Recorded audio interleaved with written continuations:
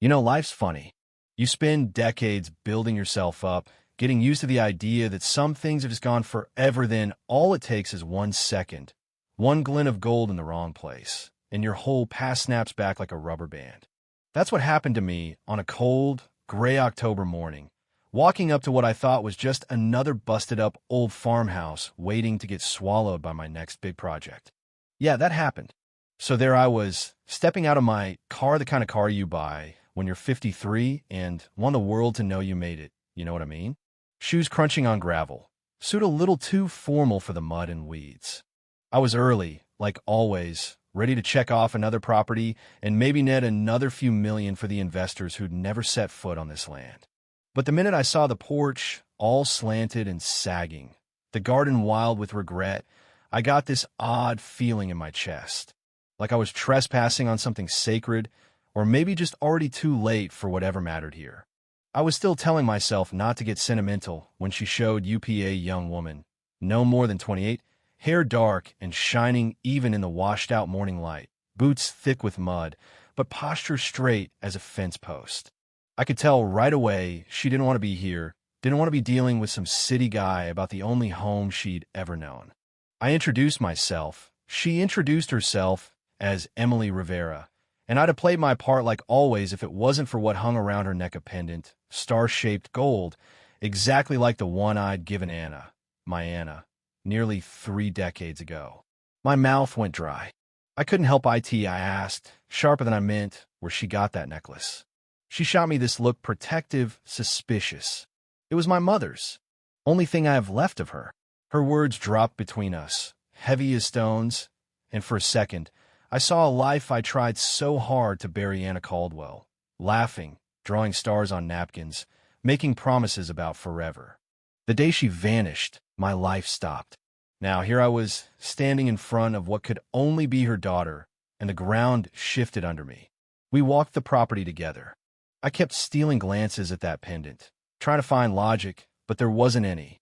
Emily talked about medical bills, the reasons they had to sell, her voice tight and tired. She mentioned her father, Frank, who'd built half the house himself, now gone. Her mother, her real mother Anna, lost to illness and confusion, memory gone with the years. I almost told her right then, but how do you explain to a stranger that you might be her father, that the past you thought was dead is alive and standing right in front of you? We finished the tour, and before I knew it, I was offering way over asking price 30% more, just to buy myself some time, maybe buy myself answers. Emily stared at me like I'd lost my mind. Why? She asked, and all I could say was, it's good land. I can afford to be generous. She took my card, her fingers brushing mine, and for a second, I felt electricity, hope, and fear tangled up together. Back in my car, I heard her call after me. Why'd you really ask about my pendant? I looked at her across the yard, saw Anna's eyes staring back at me, and I said the first honest thing that came to mind. I think I knew your mother. She watched my card disappear, clutching my card, her world tilted sideways. Rain started as Emily walked back inside, thinking about all the things her mother had never explained. The pendant, the names, the holes in her memory big enough to lose a life in. Anna Rivera, the woman she knew as her mother, had been found by Frank and Gloria, wandering the back roads during a storm nearly 30 years ago. No memory of who she was or where she'd come from. Emily remembered her mother clutching that star pendant on the worst days, whispering about things nobody could take from her. And now, for the first time, she wondered what secrets had been locked away behind all that pain. That night, after checking on Anna, who confused her for a teenager and forgot Frank and Gloria were gone, Emily climbed to the attic, searching through boxes, desperate for answers. She found a journal, written in a hand she didn't recognize, chronicling a love story between a Richard and an Anna. Secret dinners, dreams of a garden, a ring hidden in velvet, plans for a wedding that never happened. The last entry hinted at fear, threats, and love not being enough. Digging deeper, she found newspaper clippings, a velvet jewelry box, and, finally, a letter from Gloria, the woman who'd raised her like a daughter, revealing everything. Anna had been found lost and bleeding, pregnant and terrified, with no memory. Emily was Richard's child. Gloria had kept the secret, believing she was protecting them all. "The truth finds a way," Gloria wrote. "Forgive me for keeping it so long." With trembling hands, Emily called the number on my card. "I found letters. I know who you are." Her voice was barely a whisper, but it broke something open inside me that had been locked up for nearly 3 decades. Driving back through the rain, my mind raced. Anna had been pregnant. The math lined up. Emily was my daughter. I could barely breathe as I pulled up to the farm. Emily met me on the porch, eyes wild and uncertain, clutching letters and demanding the truth. Was I here out of guilt, or did I want to know my daughter? I told her everything. I never stopped searching for Anna, never stopped loving her. And from the moment I saw Emily's face, I felt hope for the first time in years. Inside, Anna barely recognized me. The years had taken their toll: trauma, memory loss, illness. Sometimes she'd hum songs from a life she'd forgotten. Sometimes she'd flinch at storms with a terror she couldn't explain. Emily and I held hands, making plans for Anna's care, for memory therapy, for the surgery that might give her more time. It wasn't easy, none of it was easy, but for the first time, we were in it together. A family, broken and patched together, but fighting. Recovery was slow. Anna had good days, with a scent of roses in my garden or the notes of "Fly Me to the Moon" would bring back a glimmer, a name, a feeling, a flash of joy.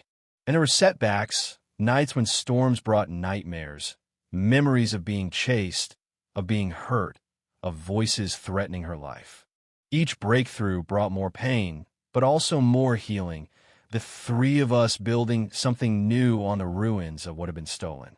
Then came the twist I never saw coming. My mother, Eleanor, dying of Alzheimer's, called for me in her lucid hours. She confessed she and her brother Charles, a senator now, had hired men to scare Anna away before our wedding. A kidnapping gone wrong, an accident, years of silence, and lies to protect family reputation. All those years I'd blamed Anna, blamed myself, and it was their cruelty all along. Emily, sharp as her mother, dug up Charles's secrets: corruption, intimidation, a life built on ruined lives. With FBI help, with evidence, we brought him down, finally, in a showdown that felt like a lifetime in the making. Charles's fall from grace was swift and brutal headlines. Handcuffs, justice finally served. But that wasn't the end. The real victory was quieter: watching Anna walk again in the rose garden we'd planted, seeing her memories come back in bursts. Watching Emily transform the old farm into a healing center for families scarred by violence. On our wedding day, 30 years late, but right on time, Anna walked herself down the aisle, strong and radiant, her hand in mine, Emily at our side. We laughed, we cried, we swayed together as the sun set and the stars came out. The old wounds finally healed, the family whole at last. But as we sat beneath the moonlight, the world still turning, I found myself wondering, was this really justice? Did the years lost, the memories stolen, the pain endured, did any of it have meaning, or was it just luck that we made it through? Would you have forgiven if it was you? Would you have fought this hard for a love that everyone else gave up on? Let me know what you think. Was it justice or just fate's way of saying, you get one more chance? Drop your thoughts below.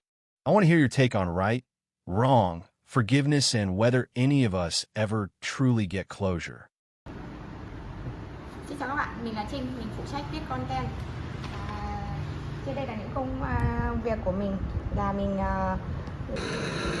Vamos supor, você falou negócio sério. It is cold, yeah. Next one? Alright. Thank you, man. Hey, if you guys have any trouble, let somebody know. Please. After the tree to hold on to. Yeah, use the fence. Use the fence.